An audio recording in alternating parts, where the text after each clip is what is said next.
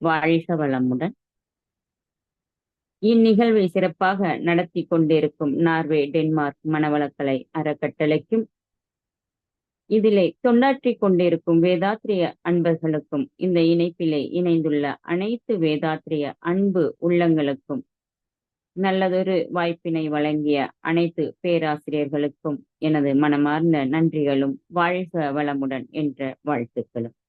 இந்நிகழ்வை தொகுத்து வழங்கிக் கொண்டிருக்கும் அருள்நிதி பக்ரிதி அம்மா அவர்களுக்கும், மகரிஷி ஐயா அவர்களின் குரலில் பஞ்சபூத நவகிரக தவத்தை நாம் இயற்றி அதற்கு தொகுத்து வழங்கிக் கொண்டிருக்கும் அருள்நிதி சுகந்தி அம்மா அவர்களும், நன்றி உரை வாழ்த்துரை கூற இருக்கும் நகிலேஷ் ஐயா அவர்களுக்கும், இறுதியாக உலக நல வாழ்த்து பாட இருக்கும் நேசமலர் அம்மா அவர்கள் அனைவருக்கும் வாழ்க வளமுடன் என்ற வாழ்த்துக்களை சொல்லி சிந்தனையை துவங்குவோம். வாழ்க வளமுடன்கம்மா அனைவருக்கும். சிந்தனையை உடல் நலத்தை சீரமைத்து உய்வித்த குருவே வாழ்க. குரு சரணம். இன்னைக்கு என்ன சிந்தனைக்கான தலைப்புனா, வாழ்க்கை நெறியே யோகம்.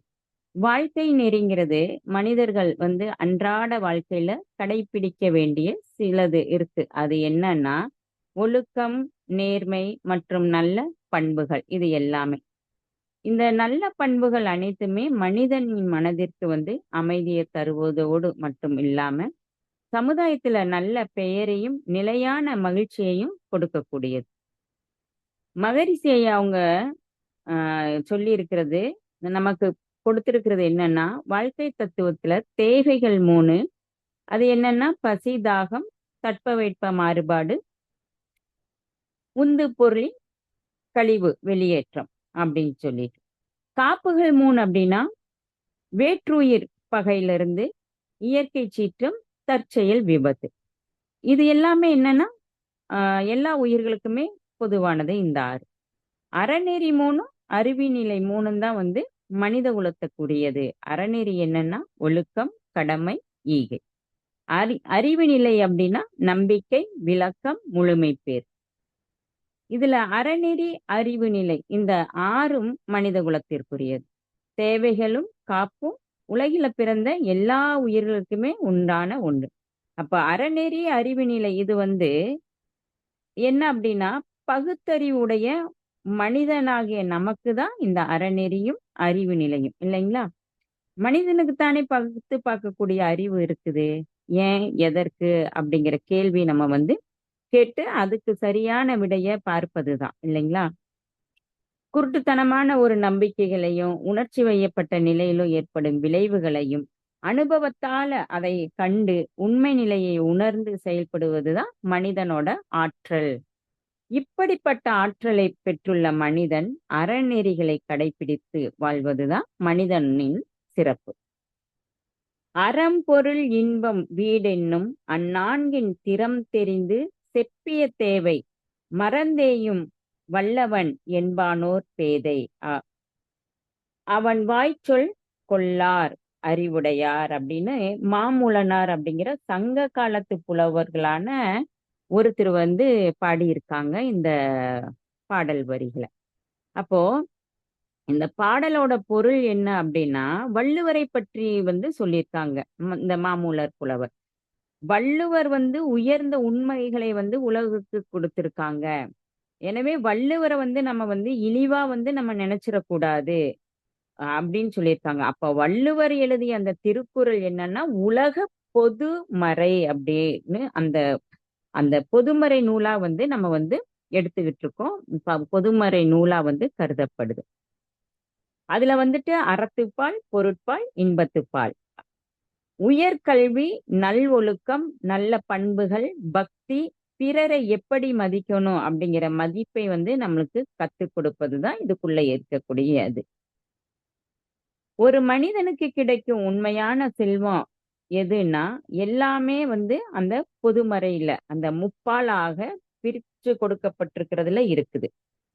அறம், பொருள், இன்பம், வீடு இந்த 4ம் மனித வாழ்க்கையில உறுதியாக கருதப்படுவது. அறம் தர்ம வழியில் நடந்து கொள்வது, நல்ல ஒழுக்கத்தை கடைபிடித்து அதை பின்பற்றி வாழ்றதுதான். அதுக்கப்புறம் பொருள். நேர்மையான வழியில மட்டுமே செல்வத்தை ஈட்டி நம்ம வாழ்வது.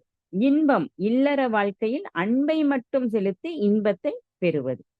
வீடு வீடு பேறு அப்படிங்கிறது பிறவி பிணியிலிருந்து விடுபட்டு முக்தி மோட்சம் அடைவது. அதாவது பிறவி பெருங்கடல் நீந்துவர் நீந்தா இறைவனடி சேரா அப்படிம்பாங்க. அப்போ இந்த பிறவிலே நம்மளோட இந்த பிணிங்கிற இந்த பெருங்கடல்ல இருந்து நம்ம நீந்தி வெளியில வர்றது. இந்த பிறவி பெருங்கடல் நீந்துதல் என்கிற அப்படி ஒரு பெரிய காரணத்துக்காக தான் நம்ம வாழ்ந்துட்டு இருக்கோம். வாழ்க்கை நெறியில அறநெறி, ஒழுக்கம், நேர்மை. ஒழுக்கம் உயிரினும் மேலானதாக சொல்லப்படுது. நம்ம செய்யக்கூடிய செயலும் எப்படி இருக்கணும்? நேர்மையும், வாய்மையும் இருக்கணும். அதைத்தான் நம்ம கடைபிடிச்சு வாழணும். மற்ற உயிர்களிடத்துல நம்ம அன்பு காட்டுவது, இல்லாதவர்களுக்கு ஈகைங்கிற உதவி செய்வது, கோபம், பொறாமை, வஞ்சம், மற்றவரை நம்ம ஏமாற்றி வாழும் பழக்கம் போன்ற தீய குணங்களை அகற்றி வாழ்வது தான் யோகம் அப்படிங்கிறோம். யோகம் என்றால் ஒன்றுபடுதல், இணைதல், பதங்கமாதல், கலத்தல், மேல்நிலை எய்தல், சேர்தல், அதுவேயாதல் என்று பொருள். அப்ப இந்த யோகங்கிறது என்னன்னா, எதோட நம்ம இணைச்சுக்கணும், எதோட நம்ம ஒன்றுபடணும், எதோட நம்ம பதங்கமாகணும், எந்த ஒன்றோட நம்ம கலந்துக்கணும் அப்படிங்கறதெல்லாம் தான் இந்த ஒன்றுபடுதல், இணைதல், பதங்கமாதல் அப்படின்னு கொடுத்திருக்கு. யோகம் அப்படிங்கறது சித்த விருத்தி நிரோதம் அப்படின்னு யோக சூத்திரம் விளக்கி இருக்கு. இதற்கு பொருள் என்னன்னா, புறப்பொருட்களோட மனம் கொள்ளும் தவறான தொடர்புகளை விலக்கிக்கிட்டு மனதின் அலைகளை ஒருமைப்படுத்தி ஒரு நிலைக்கு கொண்டு நம்ம தவம் செய்யும் போது ஆழ்ந்து அந்த ஒவ்வொரு தவத்தில நம்ம ஆழ்ந்து போகும்போது தவத்தின் பயனாக மன அலைச்சூழல் குறைது, மனதிற்கு அமைதியும் தெளிவும் கிடைக்குது. நமது அருள் தந்தை வேதாத்ரி மகரிஷி ஐயா அவங்க என்ன சொல்லியிருக்காங்க அப்படின்னா, உண்மையான யோகம்னா உடலை நலப்படுத்தி, மனதை வளப்படுத்தி, செயலை முறைப்படுத்தி, தெளிவாக தன்னுடைய குற்றங்களை உணர்ந்து அவற்றை களைந்து, தன்னுடைய மனதின் பழைய குணங்களை மாற்றி அமைத்து, மனிதன் வாழ்வாங்கு வாழ்வதும், மற்றவர்களை வாழ வைக்கக்கூடிய திறன், இதுதான் வாழ்க்கை நெறி யோகம் அப்படின்ட்டு இருக்காங்க. அறிவை அறிவால் அறிய பழகணும். அப்படிப்பட்ட அறிவுதான் எது நமக்கு? அறிவு திருக்கோவில், டெம்பிள் ஆஃப் கான்சியஸ்னஸ். உடலுக்கும் உயிருக்கும் இடையே இனிமை காத்திருக்கணும். அதுக்கு என்ன தேவைப்படுது நமக்கு? இந்த அறிவு திருக்கோவில். நம்ம வெறும் நம்ம கையெடுத்து அந்த கோயில்ல போய் நம்ம வணங்குறது கிடையாது. உடலுக்கும் உயிருக்கும் இடையே எப்படி இனிமை காக்கணுங்கிற அந்த உடற்பயிற்சி நம்ம செய்யறோம். உயிர் வளமா இருக்க, நீண்ட ஆயுளோட இருக்கிறதுக்கு காயக்கல்பம் செய்யறோம். உயிரும் மனமும் இனிமையா இருக்க அகத்தவம் செய்யறோம்.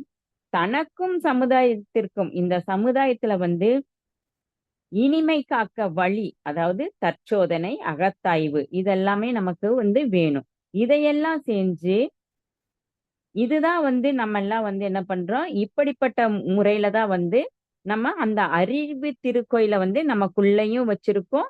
அந்த அறிவையும் நம்ம அறிஞ்சுகிட்டு இருக்கோம். அறநெறியில நின்று நட்பு நலமும் சமுதாய நலனும் காத்து நம்மனால வாழ முடியும்.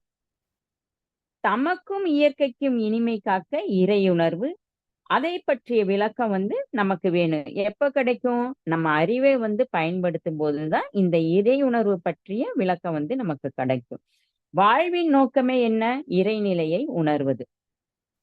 ஒரு அறிவின் முழுமை பேரு நம்ம அடையணும். ஒரு பாடல்ல சொல்றது, ஞானக்களஞ்சியத்துல, தீய வினை பதிவுகளை திருத்தி போக்கி தெளிந்த அறிவின் விழிப்பில் நிலைத்து என்றும் தூய வினை தேர்ந்தாற்றி துன்பம் நீக்கும் தொழில்களையே கடமை என தேர்ந்து செய்து மாயமெனும் மறைபொருளாம் அறிவறிந்து மண்ணுலகில் உயிர்கட்கு துன்பம் நீக்க நேயமுடன் தொண்டாற்றி இன்பம் துய்க்கும் நிறைவாழ்வாம் நெறியதுவே யோகமாம் அப்படின்னு மகர்ஷியா நமக்கு ரொம்ப அழகா இந்த கவியை கொடுத்திருக்காங்க.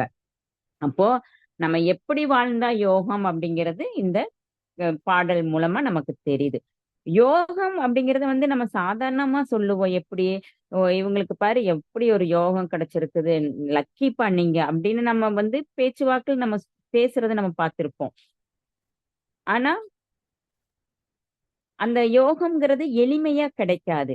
நமக்கு நமக்கெல்லாம் கிடைச்சிருக்கக்கூடிய எளிய முறை குண்டலினி யோகா, மனவளக்கலை. இந்த உடலிலே உயிர் நீடித்து இருக்க, உடல் ஆரோக்கியத்தோடு இருக்க, குடும்பத்துல வந்து அமைதியோடு இருக்க, சமுதாயத்துல நல்ல நட்போடு, அன்போடு, அறிவோடு இருப்பதற்கும், மனம் மகிழ்வாக, நிறைவாக வாழ கிடைத்துள்ள நமது வேதாத்திரிய மனவளக்கலையே பெரிய ஒரு லக்கி, பெரிய ஒரு கொடுப்பினை. இந்த யோகம் நமக்கெல்லாம் வந்து கிடைச்சிருக்கு. இதுதான் நமக்கு கிடைச்சிருக்கக்கூடிய ஈஸியான எளிய முறை குண்டலினி யோகம். வீட்டுக்குள்ள மத்தவங்கிட்ட எனக்கு இது எடுத்து தான்னு நம்ம சொல்லாம, நம்மளே எடுத்துக்கிட்டு நம்ம வேலைகளை நாம செஞ்சுட்டு நல்ல சுறுசுறுப்போடு ஆரோக்கியமா இருக்கிறோம் இல்லைங்களா? டக்குன்னு எங்காவது போகணும்னா கூட நம்ம நினைச்சா போறோம். கோவிலுக்கு போறோம், மார்க்கெட்டுக்கு போறோம், விழாக்களுக்கு எந்த ஒரு ஃபங்க்ஷன்லயும் நம்ம கலந்துக்கக்கூடிய நம்ம உடம்ப வந்து நம்ம தயார் நிலையில வச்சிருக்கு பாருங்க. இந்த மனவளையில கிடைச்சிருக்கக்கூடிய நம்முடைய யோகம் இது. இந்த எல்லாமே எப்படின்னா, நம்ம வந்து பயிற்சி நல்லா செஞ்சாதான் அந்த பயிற்சி மூலமா நமக்கு கிடைக்கும். பயிற்சியினால ஆரோக்கியமா நம்ம வந்து இருக்க முடியுது. தவத்தினால மன அலைச்சூழல் வந்து குறைவதால மூளை வந்து பல மடங்கு மலர்ச்சியும் விருத்தியும் அடையுதுன்னு சொல்லியிருக்காங்க விஞ்ஞானிகள். அதாவது எலக்ட்ரோ என்சோபேலோகிராம் அப்படிங்கிற ஆஹ் விஞ்ஞான கருவி வந்து நிரூபிக்கப்பட்டிருக்குது. தவம் செய்வதால மூச்சு வந்து நம்மளோட மூச்சு வெளியே விடும் வேகம் வந்து குறையுது. இதய துடிப்பு வந்து ஆஹ் நீங்குது. அதாவது அதிகமா அந்த ரத்த அழுத்தம்லாம் இருக்கு இல்லைங்களா, அதெல்லாம் வந்து நீங்குது. நரம்புகளுக்கு வந்து புத்துணர்ச்சி கிடைக்குது. புதிய செல்கள் வந்து உருவாகுது. ஆழ்ந்த தூக்கம் வருது. மனம் அமைதி பெறுது. அப்போ நம்ம வந்துட்டு இந்த குண்டலினி யோக பயிற்சிகளை முறையாக கற்று பயன் பெறும்போது நமக்கு இது எல்லாமே வந்து ஈஸியா நமக்கு கிடைச்சிருக்க ஒரு லக்கி அப்படின்னு நம்ம சொல்லலாம். இந்த லக்கி தான் என்னது யோகம் அப்படின்னு சொல்றோம். யோக பயிற்சியில வந்து முறையா நம்ம கற்று பயன் பெறணும். மனதை அறிந்து மனதின் அலைநீளத்தை குறைத்து மனதிற்கு மூலமான உயிரை அறிந்து உயிருக்கு மூலமான இறைநிலையை உணர்ந்து மன வளத்தோடு தானும் வாழ்ந்து பிறரையும் வாழ வைக்கும் யோக கலையே நம்முடைய மனவளக்கலை. ஒழுக்கமே மனிதனின் உயர்வுக்கு அடிப்படை அப்படின்னு வள்ளுவர் வந்து சொல்லியிருக்காங்க. அதாவது வாய்மை. வள்ளுவர் சொல்லியிருக்கக்கூடிய வாய்மை வந்து இந்த நம்ம வந்து இயமம் நியமம் அப்படிங்கிறது 8 அங்கங்களா சொல்லியிருக்காங்க இல்லையா பதஞ்சலி யோக சுத்ரா. அதுல வந்து இயமம் என்ன சொல்லியிருக்குன்னா ஒழுக்கத்தை சொல்லியிருக்கு. நியமம் அப்படிங்கிறது என்னன்னா நீதி. வள்ளுவனின் வாய்மை என்ன சொல்லுதுன்னா பிறர் பொருளை கவர நினைக்காதே புறங்கூறாமை இரு அப்படின்னு வள்ளுவரோட வாய்மை சொல்லுது.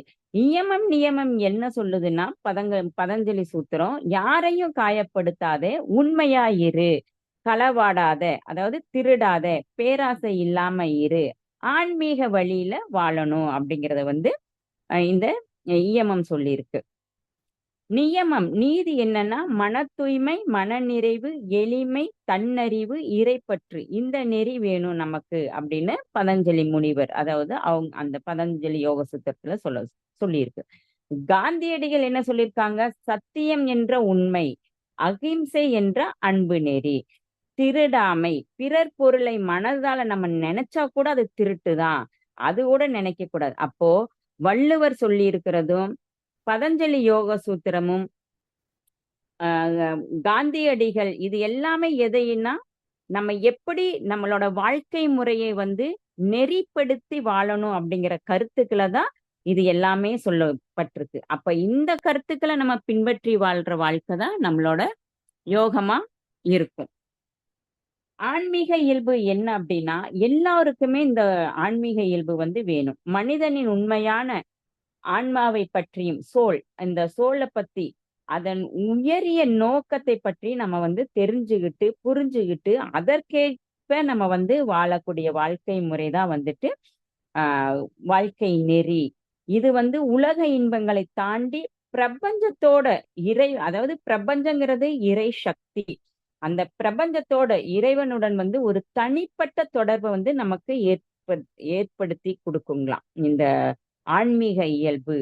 நம்ம இந்த வழியில போகும்போது ஒவ்வொரு நாளையும் நம்ம வந்து மகிழ்ச்சியா வந்து அனுபவிக்கணும்.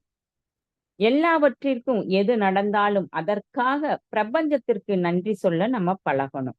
நல்ல நல்ல வார்த்தைகளை எல்லாரோடும் பகிர்ந்துக்கணும். மகிழ்ச்சியாக இருக்க காரணங்கள் வந்து எதுவுமே வேண்டாம். எப்போதுமே மகிழ்ச்சியா இருக்கலாம். காணும் எல்லாவற்றிலும் அன்பும் கருணையும் இருந்தா மட்டும் போதும். வாழ்க்கையில வந்து ஒவ்வொரு கட்டத்தையும் அதிலுள்ள நல்ல தருணங்களையும் கெட்ட தருணங்களையும் ஏற்றுக்கொண்டு அனுபவித்து நம்ம வாழணும். அப்ப நம்ம அந்த ரெண்டையும் ஏத்துக்கும் போது நமக்கு தெரியும் எது நல்லது எது கெட்டது அப்படின்னு. வாழ்க்கை அப்படிங்கிறது வெறும் உயிர் வாழ்வது மட்டும் கிடையாது. ஒவ்வொரு சனத்தையும் ஒவ்வொரு நொடி பொழுதையும் எல்லா நிலையிலுமே வாழ்ந்து காட்டுவது. இப்படிப்பட்ட வாழ்க்கை தான் நமக்கு வந்து யோகமான வாழ்க்கை. அதாவது சந்தோஷமா இருக்கும்போது மட்டும் நம்ம நல்லா இருக்கணும்.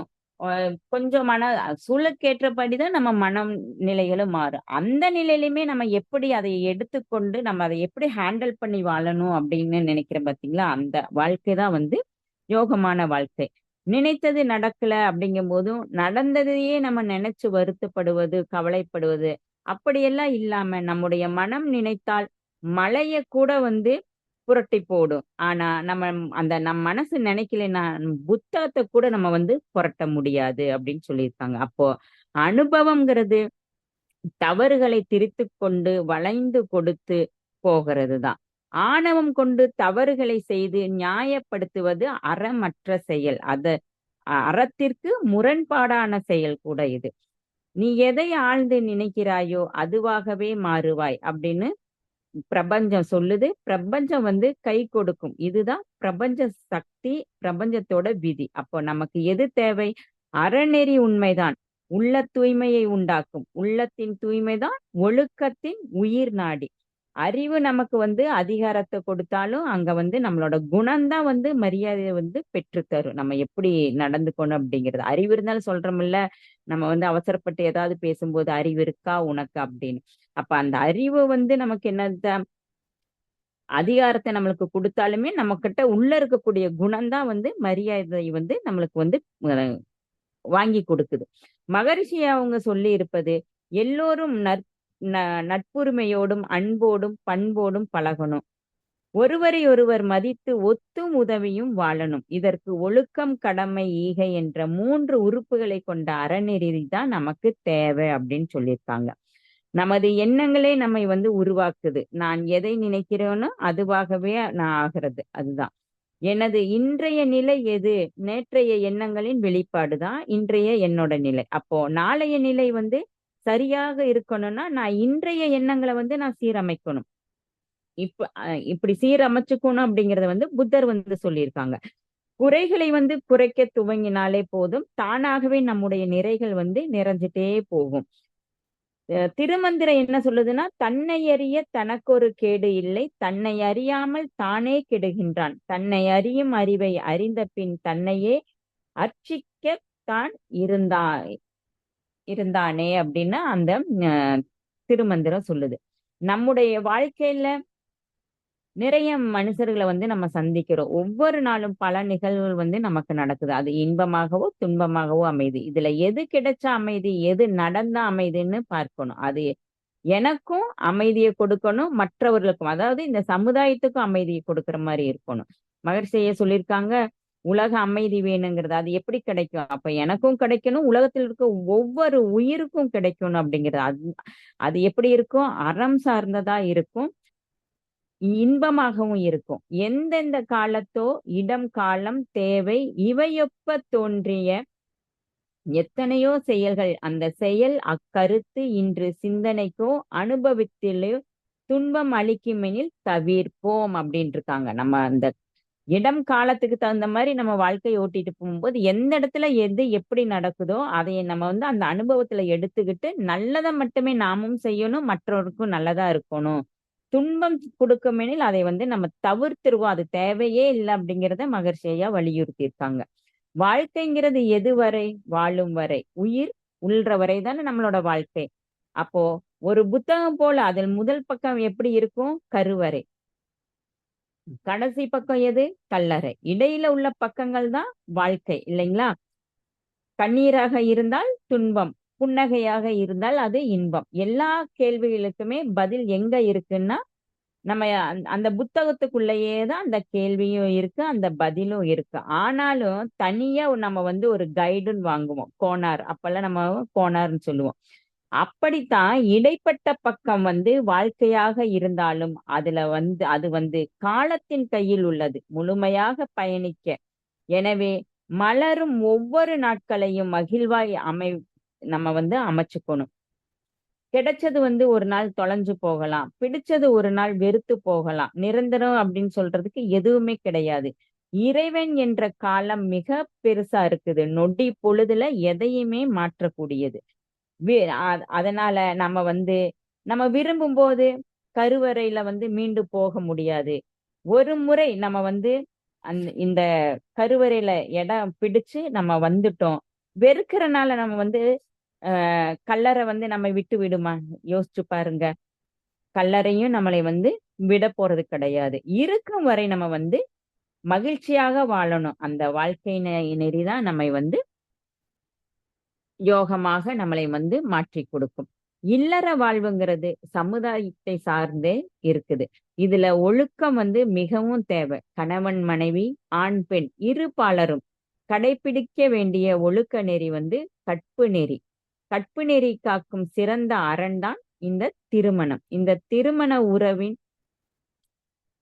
இருவரின் மனதையும் உயர்ந்த நிலையில் வச்சு காக்கும். அப்போதுதான் குடும்பத்துல வந்து அமைதியும் மகிழ்ச்சியும் முன்னேற்றமும் வரும். வரும் காலத்தில் நல்ல சந்ததியினரையும் உருவாக்க முடியும். கற்பு நெறியின் காவலன் தான் இந்த காயக்கல்பம். நமது மனவளக்கலையில வந்து காயக்கல்பம். இதை நம்ம கற்றுக்கொண்டால் மன உறுதியுடன் இருக்கக்கூடிய விழிப்பு நிலையை வந்து நம்ம பெற முடியும். மனவளக்கலையால் கற்பு நெறிய வந்து ஆக்கவும் காக்கவும் முடியும்னு மகரிஷி ஐயா சொல்லியிருக்காங்க. இப்படி நம்மளோட யோகங்கிறத வெறும் உடற்பயிற்சி மட்டும் அல்லாம தியானம், காயக்கல்பம், அந்த காயக்கல்பம் வந்து மருந்தாகவும் கொடுக்கப்படுது. நமக்கு வந்து பயிற்சியாகவும் கொடுக்கப்படுது. மூச்சு பயிற்சி வந்து பிராணாயாமம் ஆகியவற்றின் மூலம் உடலை வந்து நம்ம வந்து நோய் இல்லாம வச்சுக்க முடியுது. இறப்பு பயணத்தை வந்து வெல்லக்கூடிய சக்தி நமக்கு கிடைக்குது இந்த காயக்கல்பத்துல. மரணமில்லா பெருவாழ்வுன்னு சொல்றோம் இல்லைங்களா? இதையெல்லாம் வந்து சித்தர்கள் தான் கையாண்டாங்க. இதைய மகரிஷி வந்து நமக்கு எளிமையா நமக்கு கொடுத்திருக்காங்க இந்த காயக்கல்பத்தை. இத வந்து நம்ம கத்துக்கிட்டு ஒவ்வொரு நாளும் செய்யும்போது இதுவே நமக்கு பெரிய ஒரு யோகமா இருக்கு. இறையருள நம்ம வந்து பெரும் ஒரு முழுமையான தத்துவம் தான் இது. இந்த யோகத்தின் ஆதாரம் சித்தர் திருமூலரின் திருமந்திரம் வந்து சித்தென்றால் உயிர், உயிருக்கும் உடலுக்கும் உள்ள உறவை வந்து நன்கு அறிந்தவர்கள் தான் சித்தர்கள். அப்ப வாழ்வின் நோக்கமாகிய இறைநிலையை நம்ம அடையணும் அப்படின்னு சொன்னா மன தூய்மை, அதன் மூலம் வினை தூய்மை அவசியம் அப்படிங்கறத வலியுறுத்தியிருக்காங்க சித்தர்கள். இவங்க வந்து அகநோக்கால தவத்தின் அறிவே தெய்வம் அப்படின்னு உணர்ந்தவங்க. ஆகையால நமது அருள் தந்தை வேதாத்ரி மகரிஷி அவங்க சித்தர்களின் வாழ்க்கை நெறி வந்து உலக மக்களுக்கெல்லாம் ஒத்தது. ஏன் அப்படின்னா இவர்கள் வந்து ஈதல், இரவாமை, மகிழ்போகம் என்ற மூன்றின் முதன்மையாக கொண்டு இருந்திருக்காங்க. இந்த மூணையும். ஈதல் அப்படிங்கிறது தனது உடல் பொருள் ஆற்றலால் பிறருக்கு உதவுவது. இரவாமை அப்படிங்கிறது வாழ்ந்தது போதும் அப்படிங்கிற அவங்க நிலை வரும்போது தனது உடலிலே உயிரை வந்து தன்னோட அதாவது உடல் இயக்கத்தையும் மன இயக்கத்தையும் நிறுத்திட்டு தன்னோட உயிரை வந்து தன்னோட உடலுக்குள்ளேயே வந்து சுவர செய்வது. மகிழ்போகம் அப்படிங்கிறது விளைவை அறிந்து விழிப்பு நிலையில வந்து அளவு முறையோடு புலன்களை உபயோகப்படுத்தி வாழ்ந்திருக்காங்க. இது எல்லாமே வந்து சித்தர்களுக்கு மட்டும் இல்லாம அனைத்து மனித குலமும் எல்லாத்துக்குமே இது பொதுவானதுன்னு மகர்ஷியா சொல்லியிருக்காங்க. அப்போ சித்தர்கள் அப்படின்னு சொல்லக்கூடிய இந்த மனிதர்களுமே தனக்குள்ளாக கொண்ட ஒரு எண்ணம் தான், இப்படிதான் வாழணும், இதுதான் வாழ்க்கை நெறி, இந்த வாழ்க்கை நெறி நம்ம பின்பற்றி வாழணும்னு இவங்க வாழ்ந்திருக்காங்க. இந்த இந்த நெறி இவர்களுக்கு மட்டும் குறிப்பிட்டு கொடுக்கப்படல. எல்லா மக்களுமே இதை நம்ம பின்பற்றி வாழணும் அப்படிங்கிறத மகரிஷியா சொல்லியிருக்காங்க. மனித குலத்துக்கே ஒத்த ஒண்ணுதான் இந்த ஈதல் இரவாமை மகிழ்வோம் அப்படிங்கிற சித்தரோட வாழ்க்கை நெறி அப்படிங்கிறது. அப்ப சித்தரோட வாழ்க்கை நெறி ஏன் நம்ம கடைபிடிச்சு நம்ம வாழ்வது நமக்கு கிடைக்கக்கூடிய ஒரு யோகம். அறநெறி வாழ்வே மனித குலத்தை உயர்த்தும். அனைத்து அறத்திற்கும் அகிம்சையே அடிப்படை. வாழ்க்கை அப்படிங்கிறது வெறும் இன்பத்தை மட்டுமே அனுபவிப்பதற்கு கிடையாது. பிறவி பயனை அறிந்து வாழ்வின் நோக்கத்தை அடைவதற்கான வழிதான் அறநெறி சார்ந்த வழிமுறை. ஒழுக்கம், கடமை, ஈகை இதனை நம்ம பின்பற்றி வாழ்றனால மனிதனின் வாழ்க்கை நெறி எப்படி இருக்கு அப்படின்னா அன்பும் கருணையும் சார்ந்து இருக்கும். அன்பு அப்படிங்கிறது அறநெறி, கருணை அப்படிங்கிறது இறையுணர்வு. அதாவது அன்பு எப்படி அறநெறினா தனக்கும் பிறருக்கும் நம்ம என்ன பண்றோம், எனக்கும் நான் துன்பம் இல்லை, மற்றவங்களுக்கும் உடலாலையும் மனதாலையும் நான் எந்த உயிருக்கும் துன்பம் செய்யாம இருக்கிறது தான் அறநெறி வாழ்க்கை. கருணை அப்படிங்கிறது இறையுணர்வை பெற்று அந்த இறை உணர்வுல வாழ்றதுதான். அப்ப இந்த இரண்டு தான் ஒரு மனிதனுக்கு கிடைச்சிருக்கக்கூடிய யோகம், அறநெறியும் இறையுணர்வும். அப்போ அறநெறி வாழ்க்கை வாழ்பவங்க யோகிகள். இவர்களை என்ன சொல்றோம், யோகத்தை பெற்றவர்கள் அப்படின்னு நம்ம சொல்றோம். மனித சமுதாயம் தலைத்து வாழ்வதற்கு அறநெறிகளை தன்னகத்தே கொண்டுள்ளது. அதுல அன்பு நெறி, வாய்மை நெறி, ஈகை நெறி, இந்த மூணு இதுல அடங்குது. உலகம் இந்த உலகத்துல கலிகம் அப்படிங்கிற காலத்துல நாகரிகம் முற்றிலும் அழிஞ்சு போனாலும் திருவள்ளுவரோட திருக்குறளும் கம்பன் காவியம் இந்த இரண்டும் தான் மீண்டும் திரும்ப இந்த உலகத்தை நாகரீகத்துக்கு கொண்டு வரும் அப்படின்னு அறிஞர்களோட கருத்து சொல்லப்படுது. உலகத்துல மனித மாண்பு இல்லாம வாழ்ற மனிதனுக்கு அன்பை மீட்டு கொண்டு வருவதாக அன்பு நெறியும், வாய்மை நெறி பொய்யான இவ்வுலகில பொய்மை பேசி திரியும் மனிதனுக்கு வாய்மையின் மகத்துவத்தை நினைவுபடுத்துவதுதான் வாய்மை நெறி. ஈகை நெறி ஒவ்வொருவருக்குள்ளும் இருக்க வேண்டிய ஈகை குணத்தை உணர்த்துவது. மனிதன் இந்த சமூகத்துல நல்ல ஒழுக்கத்துடன் அமைதியாகவும் சிறப்பான பண்புகளுடனும் ஒழுக்கத்தை மேம்படுத்தியும் உறவுகளை பேணி காத்தும் சமுதாயத்தில் மனித நேயத்தை நிலைநிறுத்தி வாழ்வதுமே வாழ்க்கை நெறி. இப்படிப்பட்ட வாழ்க்கை நெறியை பின்பற்றி மனித குலம் வாழ்ந்தால் இந்த வாழ்க்கையை அனைவருக்கும் கிடைக்கக்கூடிய வாழ்க்கை நெறி யோகம் என கூறி நல்லதொரு வாய்ப்பு கொடுத்த அனைவருக்கும் நன்றி கூறி எனது சிந்தனையை நிறைவு செய்து கொள்கின்றேன். நன்றி. வாழ்க வளமுடன்.